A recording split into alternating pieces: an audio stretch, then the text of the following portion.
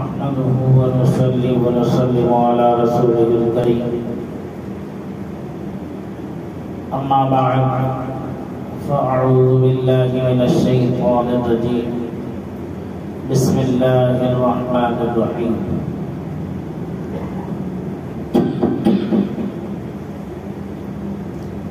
إنا أنزلناه في ليلة القدر وما أدراك ما ليلة القدر ليلة القدر خير من ألف شهر صدق الله العلي العظيم وصدق رسوله النبي الأمين الكريم الرؤوف الرحيم ونحن على ذلك لمن الشاهدين والشاكرين والحمد لله رب العالمين. درود پاک کا نذرانہ پیش کریں پڑھیں اللہم صلی علی سیدنا و مولانا محمد معدن الجود والکرم وآلہ وصحبہ وبارک وسلم صلاة و سلاما علیک یا رسول اللہ صلاة و سلاما علیک یا حبیب اللہ صلی اللہ تعالی علیہ وسلم. حضرات کرام، ماہ خیر و برکت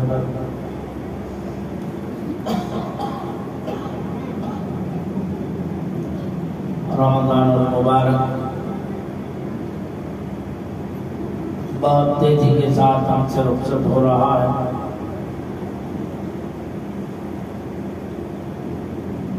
عشرہ رحمت بھی ہم سے رخصت ہو چکا اور آج عشرہ مغفرت بھی چند ساعت کے بعد یہ ہم سے رخصت ہو جائے گا.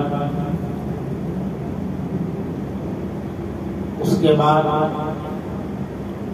عشرہ نجات شروع ہونے والا ہے.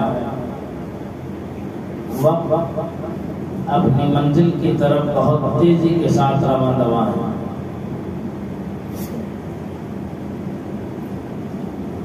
ہمیں اپنا جائزہ لینا چاہیے.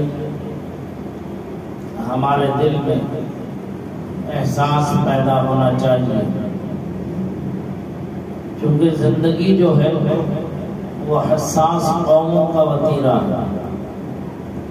بے حس قوم، اس میں اور مردے میں کوئی فرق نہیں ہوتا. جب تک احساس ضیاء اور احساس ذمہ داری ہمارے اندر پیدا نہیں ہوگا، ہمارا شمار ترقی یافتہ قوموں میں کبھی نہیں ہوگا. اور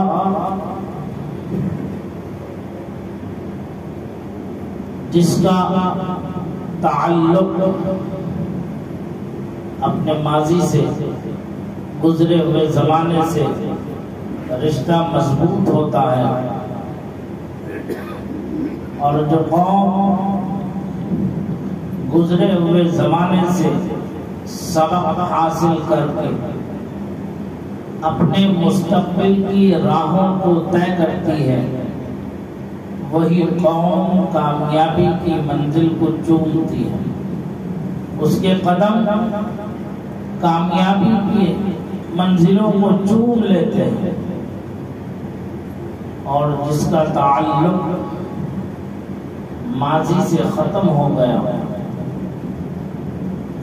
وہ قوم مستقبل میں اپنے آپ کو ایسے تجربات میں منہمک کر لیتی ہے جس کا راستہ بہت مشکل سے حاصل ہوتا ہے. اسے یوں بھی کہہ لیں، دہریا الجھا ہوا ہے دہر کے پھندے میں یوں، دہریا الجھا ہوا ہے دہر کے پھندے میں یوں، سارا الجھا سامنے ہے اور سرا ملتا نہیں. سب کچھ ہمارے پیش نظر ہے، اچھائیاں بھی ہم جانتے ہیں، برائیوں کو بھی ہم سمجھتے ہیں، لیکن وہ صرف جاننے اور سمجھنے کی حد تک رہ جاتا ہے. حدیث شریف میں فرمایا گیا ہے کہ ایک زمانہ ایسا بھی آئے گا، ایک زمانہ ایسا بھی آئے گا کہ لوگ گاؤں اور تکیے لگائے ہوئے، ڈڈا لگائے ہوئے مسندوں پر بیٹھے ہوئے ہوں گے. ان کے سامنے اگر آپ دین کی کوئی بات پیش کریں گے، دین کا کوئی مسئلہ بیان کریں گے، تو وہ یہ کہتے ہوئے نظر آتے ہیں کہ ہاں ہاں ہم جانتے ہیں اسے، کوئی اور نئی بات ہو تو بتاؤ، ہم اسے جانتے ہیں، کوئی اور نئی بات ہو تو بتاؤ. تو ذرا اندازہ لگا لیں کیا وہ زمانہ کہیں دور ہے کیا؟ ہمارے درمیان یہ باتیں گھوم نہیں رہی ہیں کہ آج ہم میں کے بعد وہ افراد جو دنیا کی جاہ و حشمت میں کھوئے ہوئے ہیں، اپنی انا اور اپنے نفس کے چکر میں پڑے ہوئے ہیں، اپنی دولت پر نازاں ہیں، اپنی شہرت پر متکبر و مغرور ہیں، اپنے آپ کو ساہوکار اور سیٹھ کہلانے میں فخر محسوس کرتے ہیں. اور جب دین سے متعلق ان لوگوں کو کچھ کہا جائے، سمجھایا جائے، بتایا جائے، تو کیا وہ یہ نہیں کہتے کہ ہاں میاں ہمیں معلوم ہے، ہمیں نہ بتاؤ، ہم یہ جانتے ہیں، ہمیں مت بتاؤ، ہمیں مت سمجھاؤ؟ کیا یہ ہمارے درمیان موجود نہیں ہے؟ تو یہ قرب قیامت کی نشانیوں میں سے ایک اہم نشانی ہے. تب اندازہ لگا لو کہ قیامت ہم سے کتنی قریب آ چکی ہے. اب بھی اگر ہم احساس ذمہ داری نہ پیدا کر سکے تو ایسی زندگی پر تف ہے کہ ہم سب کچھ دیکھتے ہوئے، سمجھتے ہوئے، جان بوجھ کر کے ہم رب کی نافرمانیوں پہ نافرمانیاں کر رہے ہیں. تو کیا ہم اپنی ان بدعمالیوں کی وجہ سے عذاب الہی کے مستحق نہیں ہیں؟ ذرا غور کرنے کا مقام ہے. اللہ کی رحمت ہمیں بار بار متوجہ کر رہی ہے. پروردگار عالم ہمیں بار بار موقع دے رہا ہے کہ اب بھی سدھر جاؤ، اب بھی سمجھ جاؤ، اب بھی وقت ہے، ہوش میں آ جاؤ. لیکن وائے حسرتا، افسوس صد افسوس کہ ہم اس پیاری پیاری آواز پر جو ہمارے لیے نجات، بخشش اور مغفرت کا ذریعہ ہے، ہم توجہ نہیں فرماتے. وہی چال بے ڈھنگی جو کل بھی تھی وہ اب بھی ہے. ہم اسی چال پر، ایک روش ہے، ایک بھیڑ چال ہے کہ ایک بکری جدھر منہ ڈال کے نکل جاتی ہے، ساری بکریاں اسی کے پیچھے پیچھے جاتی ہیں.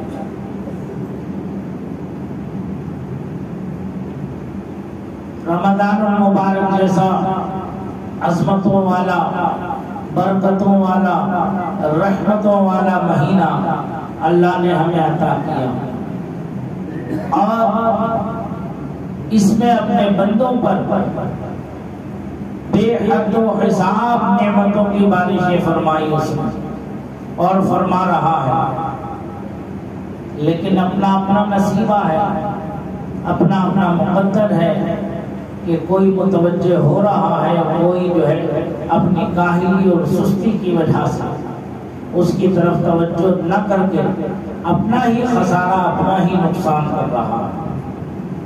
کیا اچھا ہوتا کہ ہم ماہ رمضان کا جس طرح سے استقبال کرنا چاہیے تھا اس اہتمام انتظام کے ساتھ ہم اس کا استقبال کرتے. کیا اچھا ہوگا کہ ہم اس ماہ خیر و برکت میں زیادہ سے زیادہ نیک کاموں کی طرف ہم متوجہ رہتے. لیکن کیا کریں، نفس کی شرارت، شیطانی وسوسہ اور اپنی بدعمالیوں کی وجہ سے ہم اس طرف بالکل بھی توجہ نہیں کرتے. زندگی گزر جائے، ہنس کر بھی گزرتی ہے اور رو کر بھی گزرتی ہے.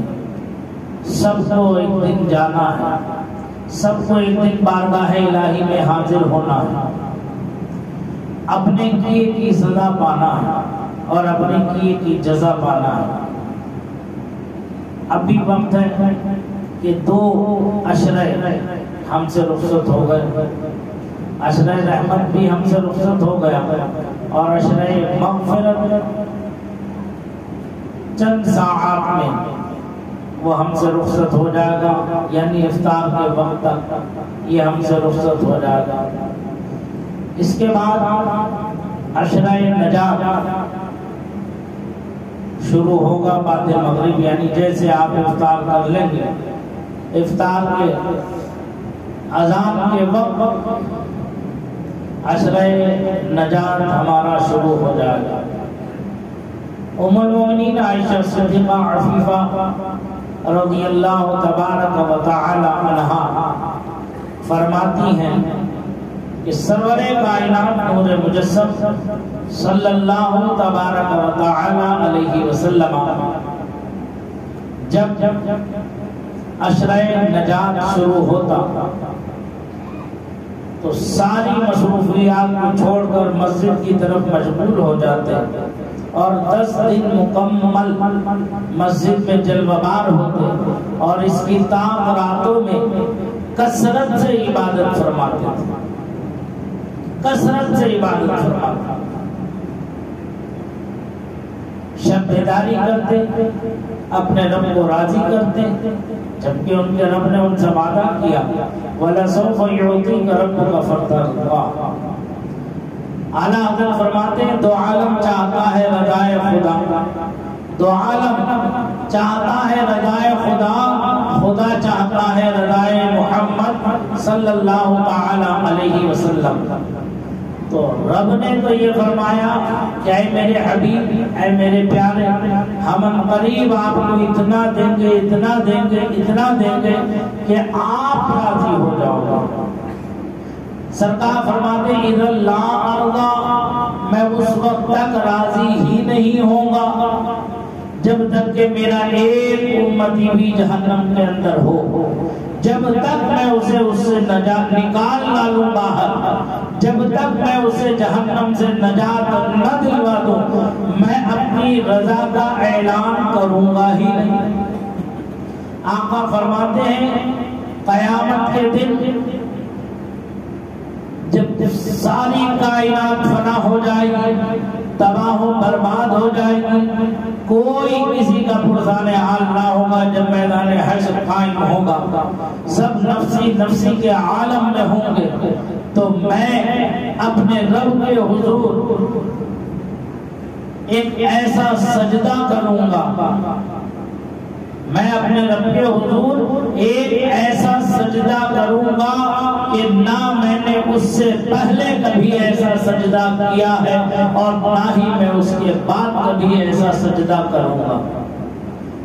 آقا ارشاد فرماتے ہیں میں اپنے رب کی حمد و ثنا بھی ایسے الفاظ مخصوصہ سے کروں گا جو میرا رب مجھے اسی وقت مخصوص الفاظ عطا فرمائے گا، نہ اس سے پہلے کبھی ان الفاظ سے میں نے اپنے رب کی حمد و ثنا بیان کی اور نہ اس کے بعد کبھی کروں گا. سرکار فرماتے ہیں سجدے کی حالت میں ہوں گا، میں اپنے رب کے حضور جو ہے عرض و معروض میں مصروف و مشغول رہوں گا، اپنے امتیوں کی بخشش و مغفرت طلب کرتا رہوں گا. ذرا سوچو، غور کرو، کہ قیامت کا کیسا منظر ہوگا، ہیبت ناک منظر ہوگا، جس میں کوئی کسی کا پرسان حال نہ ہوگا، کوئی کسی کا مددگار نہیں ہوگا، کوئی کسی کی طرف نظر اٹھا کر دیکھنے والا نہ ہوگا۔ نہ باپ کو بیٹے کی فکر ہوگی، نہ بیٹے کو باپ کی فکر ہوگی، نہ ماں کو بیٹے کی فکر ہوگی، نہ بیٹی کو ماں کی فکر ہوگی، کوئی کسی کا پرسان حال نہ ہوگا۔ اگر اس وقت کوئی تمہارے کام آنے والی ذات ہوگی، کوئی تمہاری یار و مددگار ذات ہوگی، تو وہ یکو تنہا پیارے آقا مصطفیٰ جان رحمت صلی اللہ علیہ وسلم کی ذات مبارکہ ہوگا۔ ذرا غور کرو، اپنی بدعمالیوں پر توجہ دو۔ کیا اس پیارے آقا کے اس پیارے پیارے حق کا یہی صلہ ہے جو ہم دے رہے ہیں، جو ہم دے رہے ہیں، جو ہم کر رہے ہیں؟ کیا یہ حق ہے کہ آقا ہمارے لیے تڑپے اور ہم آقا کے احترام میں ان کے فرامین پر بھی عمل نہ کریں، اسے پسے پشت ڈال کر اللہ اور اس کے رسول کے فرامین کو ہم اپنی پیٹھ کے پیچھے ڈال کر؟ کیا یہ حق ہے؟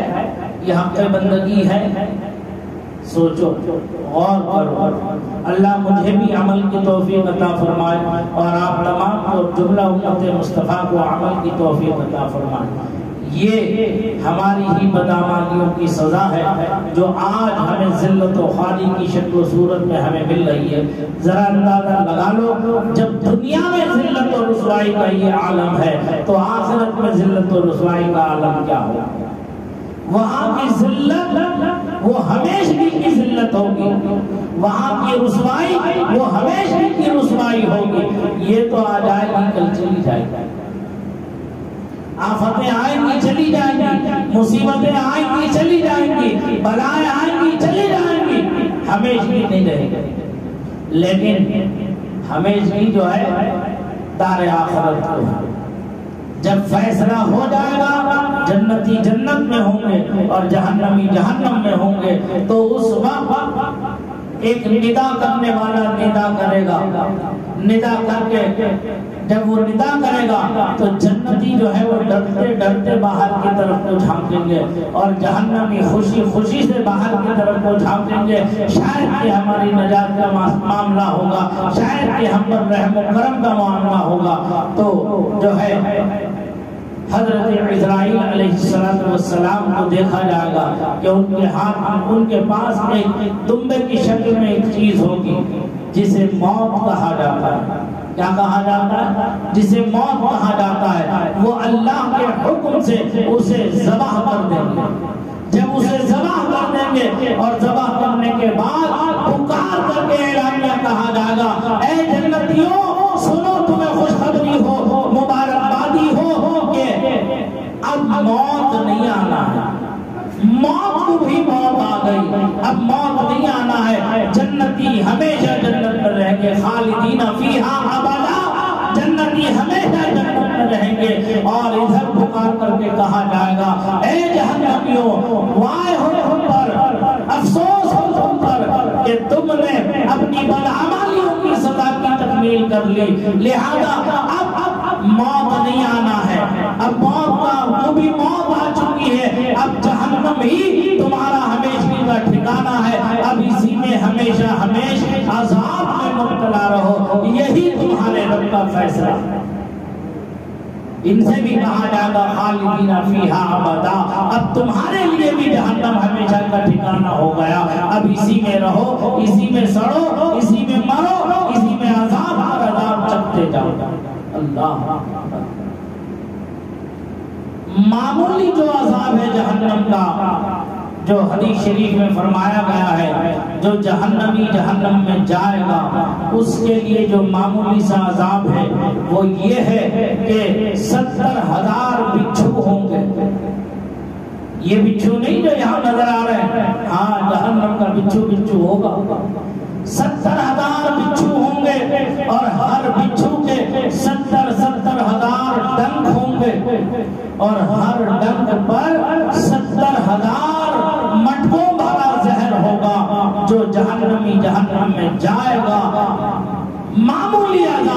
کہ وہ سارا زہر اسے پلایا جائے گا اور اسے پینا پڑے گا. اور جہنمیوں کی غذا فرمایا گیا حدیث شریف میں کچلہو اور پیپ ہوگی. پیپ جو جہنم میں جائے گا اسے یہ پینے کو دیا جائے گا. جب اسے پیاس لگے گی جہنم کی وادی میں تو اسے کھولتا ہوا پانی دیا جائے گا جو اسے اور عذاب میں مبتلا کر دے گا. تو کیا ہم میں ایسی طاقت ہے؟ ذرا سا ڈاکٹر کا ایک انجیکشن لگتا ہے تو چیخیں نکل جاتی ہیں. ذرا سی سوئی کہیں سے اگر سلائی میں یا ترپائی میں اگر لگ جائے تو ایک دم سے پورا بدن اچھل کے رہ جاتا ہے. ذرا سا خون اگر نکل جائے تو چیخیں نکل جاتی ہیں ہماری. ہلکی سی چاقو اگر ہاتھ میں لگ جائے اور کٹ جائے تو بہت دیر تک ہاتھ جھٹکتے رہیں گے, اس کے اوپر پٹی پر پٹی چڑھاتے رہیں گے. ذرا سی اگر ہمیں روٹی پکاتے ہوئے توے کو اگر ہاتھ لگ جائے تو نشان پڑ جائے گا اور اس میں اتنی جلن مچے گی کہ واویلا مچانا شروع کر دیں گے. تو ذرا اندازہ لگاؤ وہ جہنم کی آگ جسے 3000 سال تک جلایا گیا ہو. حدیث شریف میں فرمایا گیا ہے جب جہنم کی آگ کو روشن کیا گیا تو وہ آگ 1000 سال تک جلتی رہی. اس میں زردی سے سرخی آ گئی, پیلا پن ابتدا میں جب آگ جلائی جاتی ہے اس میں پیلا پن ہوتا نہیں ہوتا, اور جب بھٹی میں ڈال کر کے جلائی جائے تو وہ پیلا پن سرخی میں بدل جاتا ہے. تو 1000 سال کے بعد وہ آگ سرخ ہو چکی, تو پھر 1000 سال اس جہنم کی آگ کو پھر دھکایا گیا تو وہ 1000 سال میں ایسی انگارہ ہو گئی, ایسی سرخ ہو گئی کہ علمان الحفیظ. اور پھر اس کے بعد 1000 سال اور اس آگ کو دہکایا گیا رب کے حکم سے, تو وہ آگ سرخی سے سیاہی میں تبدیل ہو گئی, اندھیرا گھٹ ہو. آپ ابھی دیکھیے جہاں بھٹیاں جلتی ہیں جو 24 گھنٹے لگاتار مستقل طور پر جو بھٹیاں جلتی رہتی ہیں اس کے اندر اندھیرا گھٹ بن آ جاتا ہے اور اس کا درجہ حرارت بڑھ جاتا ہے. آس پاس کی کافی دور تک کی زمینیں اس کی تپش محسوس کرنے لگتی ہیں. یہی حال جہنم کا بھی ہوگا. جب اس کے اندر تپش بڑھ گئی تو وہ اللہ کے حضور دعا کرتی ہے, اے اللہ تو رب العالمین ہے, رحمت للعالمین ہے, جو ہے عالم کے لیے تیری رحمت ہے, تو رحمان و رحیم ہے, تجھ سے زیادہ رؤوف الرحیم کون ہے؟ اے اللہ کیا تیری رحمت کا کے حصے میں میرا کوئی حصہ شامل ہے کہ نہیں ہے؟ جہنم بزبان حال اللہ سے عرض کرتی ہے تو رب العزت ارشاد فرماتا ہے کیوں نہیں, کیوں نہیں, میری رحمت تو پورے عالم کے لیے, میں پورے عالم کا رب ہوں, تو میری خدائی جہاں تک ہے وہاں تک میری رحمت بھی ہے, میری غفاری اور ستاری بھی ہے اور میری قہاری اور جباری بھی. میں غفار و غفور و رحیم بھی ہوں تو اور جبار و قہار بھی ہوں. سب کے لیے برابر کا حصہ ملے گا. میری رحمت سے تجھے بھی حصہ ہے. بول کیا مانتی ہے, کیا کہنا چاہتی ہے؟ تو جہنم عرض کرتی ہے کہ بار الہ میرے اندر تپش اتنی بڑھ چکی ہے, اتنی بڑھ چکی ہے کہ اگر تیری رحمت کا سہارا نہ ملے عنقریب میں پھٹ جاؤں, عنقریب میں پھٹ جاؤں. تو مجھ پر رحم فرما دے, مجھ پر کرم فرما دے. تو رب العزت ارشاد فرماتا ہے جاؤ میری رحمت سے میں نے تمہیں 2 موقع عطا کیے سال میں. میں نے تمہیں 2 موقع دیے, یعنی 2 سانسیں تمہیں دی ہیں. ایک سانس لینے کا موقع دیا ہے اور ایک سانس کو چھوڑنے کا موقع دیا ہے. آج بنگلور کی اس گرمی کو کہتے ہیں لوگ بڑی بڑی گرمی ہو رہی ہے، بڑی گرمی ہو رہی ہے. مئی جون میں اگر یہ یو پی چلے جائیں تو پتہ نہیں کیا حال ہو گیا.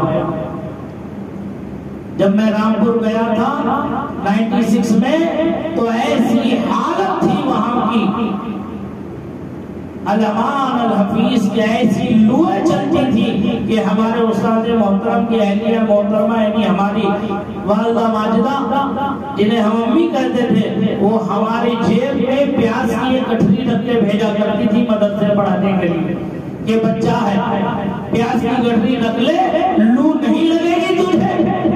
جب ہم واپس مدرسے سے پڑھ کے آتے تھے اور پیاز کی گٹھری کو نکالتے تھے تو وہ مرجھا جاتی تھی، سکڑ جاتی تھی ایک دم.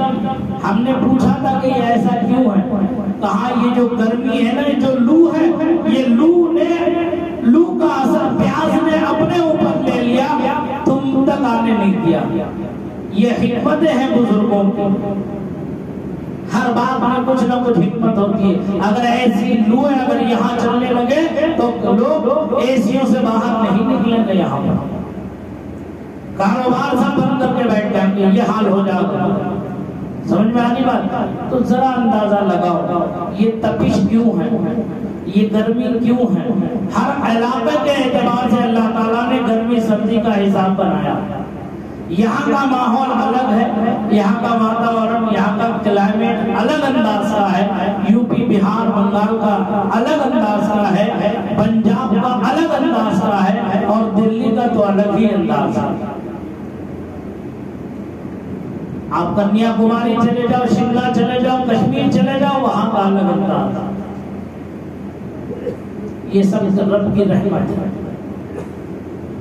جہنم جب سانس چھوڑتی ہے تو اس کی تپش جو ہے یہ پوری کائنات میں پھیل جاتی ہے.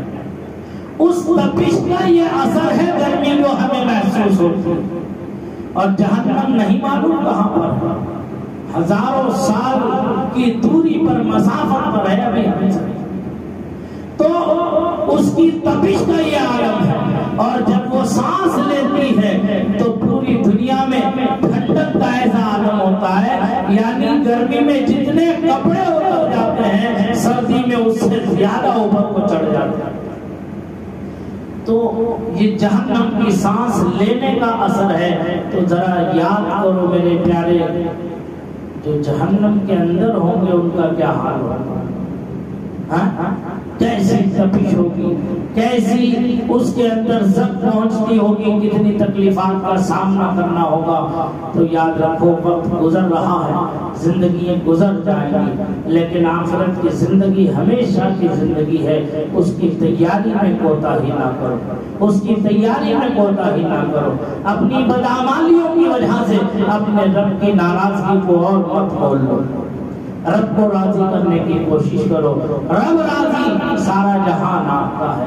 رب ناراض، آپ چاہ کر بھی کسی کو اپنا نہیں بنا سکتے. آج جو مصیبتوں کے پہاڑ ہم پر توڑے جا رہے ہیں، اس کا واحد علاج یہی ہے کہ تم کسی سے جھگڑو مت، کسی سے الجھو مت، اپنے رب سے حقیقی پیار کرنے لگ جاؤ. اس کا حق نہیں ہے کہ ہم اس سے پیار کریں. بتاؤ، بولو، کیا اس کا حق نہیں ہے کہ ہم اس سے پیار کریں، محبت کریں، اس کی عظمت کریں، اس کا احترام کریں کہ وہ ہمارا خالق ہے، مالک ہے، رازق ہے، پالنہار ہے، ہماری ہر حاجت کو پورا کرتا ہے، ہر ضرورت کو پورا کرتا ہے. تو کیا اب بھی ہمارے لیے سوچنے کا موقع ہوگا؟ نہیں ہوگا. اور اپنے آپ میں جھانکو، اپنے گلے بالوں میں جھانکو کہ ہم سے کہاں خطا ہوئی، ہم سے کہاں چوک ہوئی، ہم سے کہاں بھول ہوئی ہے. توبہ کرو، رب کے دروازے کھلے ہوئے. قرب قیامت کی نشانیوں میں سے ایک نشانی یہ ہے کہ سورج جو آج مشرق سے نکل رہا ہے ایک دن مغرب سے نکلے گا اور سوا میلے پر آ کر کے رک جائے گا، بیچوں بیچ آ کر کے رک جائے گا، پھر یہیں سے واپس جا کر ڈوب جائے گا. جس دن یہ نشانی ظاہر ہو جائے گا، یاد رکھو توبہ کا دروازہ بند کر دیا گا. توبہ کا دروازہ بند ہو جائے گا. روزانہ ڈرو اللہ سے کہ کہیں ہماری زندگی میں ایسا وقت نہ آ جائے کہ ہم بعد میں توبہ کریں، استغفار کریں، ہماری توبہ قبول نہیں ہوگی. تو اس لیے روزانہ سوتے وقت اللہ سے ڈرو اور توبہ و استغفار کر کے کامل ایمان کے ساتھ اعتماد و یقین کے ساتھ اپنے رب کو راضی کرنے کی کوشش کرو. ڈرو صبح اٹھتے وقت کہیں ایسا نہ ہو کہ آج کا دن توبہ کے دروازے کا بند ہونے کا دن تو نہیں ہے. جب ہم یہ احساس پیدا کر لیں گے انشاءاللہ ہم راہ راست پر ہوں گے. ارے نہ جانے کتنی حکومتیں آئیں اور چلی گئی، نہ ہارون رہا، نہ ہامان رہا، اور نہ فرعون رہا، نہ شداد رہا، نہ سکندر اعظم رہا، اور نہ ہی کوئی ایسا شخص جو پوری دنیا پر حکومتیں کرنے والا تھا وہ باقی رہا. ارے ان کے تو نام و نشان بھی آج نظر نہیں آتے. تو یہ ٹٹپونجیے، یہ بے غیرت و بے حس حکمران یہ کیا رہیں گے؟ یہ بھی فنا ہونے والے ہیں، برباد ہونے والے ہیں. یاد رکھو بزرگوں نے فرمایا جب گیدڑ کی موت آتی ہے تو وہ شہر کی طرف دوڑتا ہے. جب گیدڑ کی موت آتی ہے تو وہ شہر کی طرف دوڑتا ہے. یہ حکمراں بھی اپنی حکومتوں کو گنوانے کے لیے آج شہروں کی طرف گلی گلی فتنہ و فساد پیدا کرنے کی کوششیں کر رہے ہیں. دن دور نہیں ہے کہ ان کی حکومتیں ختم ہو جائیں گی، لیکن یہ کب ختم ہوں گی؟ جب تم اپنے رب سے اپنا تعلق مضبوط کرو گے، ورنہ اس سے زیادہ خطرناک امتحان اور آزمائش میں مبتلا ہو جاؤ گے. اب اس ماہ مبارک میں جو ہے یہ 10 دن بہت اہم ہے. اس میں اللہ کو یاد کرو، توبہ و استغفار کرو. حدیث شریف میں نے آپ کو سنا دی کہ عشرہ رمضان میں آخری عشرے میں سرکار اعتکاف میں بیٹھا کرتے تھے. سرکار کی سنت ہے معتکف ہونا، ہو کر کے اپنا جائزہ لے، روئے، گڑ گڑائے. حدیث شریف میں فرمایا گیا ہے اللہ کی بارگاہ میں رو گڑاؤ، اس کی رحمت تمہیں سہارا دے گی. اگر تمہیں رونا نہ آئے تو رونے جیسی شکل و صورت بھی بنا لو. تمہیں آنسو بھی نہ آئے کوئی بات نہیں ہے، لیکن شکل و صورت تو رونے جیسی بنا لو، مظلوموں جیسی بنا لو، تاکہ تم پر رحم کیا جائے، تم پر کرم کیا جائے. تو یہ عشرہ محرم، یہ عشرہ رمضان نجات کا ہے، اور جو ہے اسے یوں ضائع مت ہونے دو. افسوس کا مقام یہ ہے کہ ہم کتنی ہی تقریریں کر لیں، ہم کتنا ہی تمہیں سمجھائیں اور سدھارنے کی کوشش کریں. یاد رکھو تالی ایک ہاتھ سے نہیں بجتی ہے، تالی دونوں ہاتھوں سے بجتی ہے. اگر تم ایک قدم آگے آؤ گے تو ہم تمہارے لیے 10 قدم آگے آئیں گے. جب تم ایک قدم ہی اٹھانا ناگوار گزارو گے تو ہم تمہارے لیے 10 قدم کیسے بڑھیں گے؟ ہم بار بار تمہیں تو جو ہے یاد دلاتے ہیں کہ تم اپنا حق بندگی ادا کرو، لیکن افسوس کا مقام یہ ہے کہ ہوٹلوں پر آج بھی دیکھو فجر کے بعد ہری ہری ٹوپیاں پہنے ہوئے، ہرے ہرے رومال ڈالے ہوئے، لمبی لمبی داڑھیاں رکھے ہوئے اس بے غیرتی کا مظاہرہ کرتے ہوئے مسلمان نظر آتے ہیں کہ جو ہے رمضان کی عزت کی ایسی دھجیاں اڑاتے ہوئے نظر آتے ہیں. اگر انہیں فوراً عذاب آ جائے تو کوئی اس میں جو ہے جھجک کی بات نہیں ہے، لیکن اللہ اپنے حبیب کی وجہ سے، ان کی عظمت کی وجہ سے تم پر عذاب نازل نہیں کر رہا ہے. کیا یہ کم ہے کہ تمہیں ابھی بھی چھوٹ ملی ہے؟ ہوٹل کھولتے ہو، شرم آنا چاہیے، غیرت آنا چاہیے. ذرا سی بھی تمہارے اندر غیرت ایمانی ہے تو رمضان المبارک میں صبح فجر سے لے کر اور مغرب کے وقت تک کم از کم اپنے ہوٹل تو بند رکھو. اس بے غیرتی کا اظہار تو نہ کرو، اللہ کے عذاب کو دعوت تو نہ دو. عصر کے وقت ہوٹل کھولو تاکہ مغرب کے وقت جو نمازی روزہ افطار کرنا چاہیں وہ اطمینان کے ساتھ گھر میں چاہیں گھر میں کر لیں، اور پردیسی ہے وہ باہر ہوٹل میں کرنا چاہے تو وہاں بیٹھ کر کے اللہ کا رزق کھا لے اور اس کا شکر ادا کر لے، نہ کہ دن میں اونٹوں کی طرح، جانوروں کی طرح، گدھوں کی طرح کھڑے ہو کر روڑوں پر کھانا. کیا یہ غیرت ایمانی ہے؟ تمہیں موت نہیں آتی؟ تمہیں اللہ کا عذاب نہیں آتا؟ تمہیں ذرا سی شرم و غیرت نہیں؟ تم جیسے بے غیرتوں کی وجہ سے آج اسلام پوری دنیا میں بدنام ہو رہا ہے، آج اسلام پوری دنیا میں رسوا ہو رہا ہے. شرم آنا چاہیے. پھیروں پر بیٹھ کر چائے پیتے ہیں رمضان کے مہینے میں، اپنی دکانوں میں بیٹھ کر ٹوپیاں اوڑھ کر کے کھاتے پیتے ہیں، جو ہے جانوروں کی طرح کھاتے پیتے ہیں. شرم نہیں آتی؟ غیرت رحمت نہیں آتی؟ کیوں اللہ کے عذاب کو تم بار بار بلا رہے ہو؟ کیوں دعوت دے رہے ہو اللہ کے عذاب؟ یہ مہینہ رحمت کا ہے، عذاب کا نہیں ہے۔ اس مہینے کی قدر کرو، اس کی عزت کرو، اور رمضان المبارک کا احترام کر کے اپنی عبادت اپنی رب کی رضا کے لیے جو ہے عبادت کا تقاضا پورا کرو۔ اللہ تعالیٰ مجھے آپ سب کو اس پر عمل کی توفیق دے، رب کی رضا فرمائے۔ یہ ماہ خیر و برکت ہے، اسی میں جو ہے لیلۃ القدر بھی آئی۔ میں نے آیت کو لیلۃ القدر سے متعلق پڑھی، لیکن آدمی جو سوچتا ہے وہ ہوتا نہیں۔ میں رٹا ہوا مقرر نہیں ہوں، نہ میں رٹا ہوا تقریر کرتا ہوں۔ جو اللہ کے کرم سے زبان پر حالات کے تقاضے کے مطابق گفتگو آ جاتی ہے وہ کر دیتا ہوں۔ انشاءاللہ لیلۃ القدر سے متعلق ہمارے یہاں 5 تاخراتوں کا بڑا اہتمام ہے۔ الحمدللہ جیسے ہوتا ہے ویسے ہوگا۔ آج پہلی تاخرات ہے، اس تاخرات میں بھی ہمارے یہاں جو ہے باہر سے مقرر تشریف لائیں گے، دوسری میں بھی، تیسری میں بھی اور 5ویں میں بھی۔ چوتھی تاخرات میں خود رہوں گا انشاءاللہ العزیز۔ آپ حضرات سے مخلصانہ گزارش ہے تاخراتوں کا اہتمام کرو اور اس میں بیٹھو، دین سیکھو، سمجھو، اپنے رب کی رضا کو حاصل کرو۔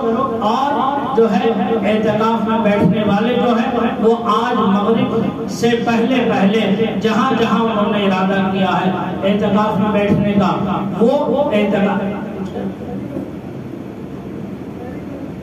ہاں میں بھی جی جو ہے اس میں جو ہے تاخراتوں کا اہتمام ہماری کمیٹی کی جانب سے ماشاءاللہ اللہ تعالیٰ کمیٹی کے جملہ افراد کو آپس میں خلوص و محبت کے ساتھ رکھے اور اپنی اپنی ذمہ داریوں کو ادا کرنے کی توفیق رفیق عطا فرمائے کہ یہاں اہتمام رکھا ہے جس میں آج حضرت حافظ القاری محمد جاوید حسین صاحب جمالی جو ہے خطیب و امام مسجد خداداد، ان کا خطاب ہے۔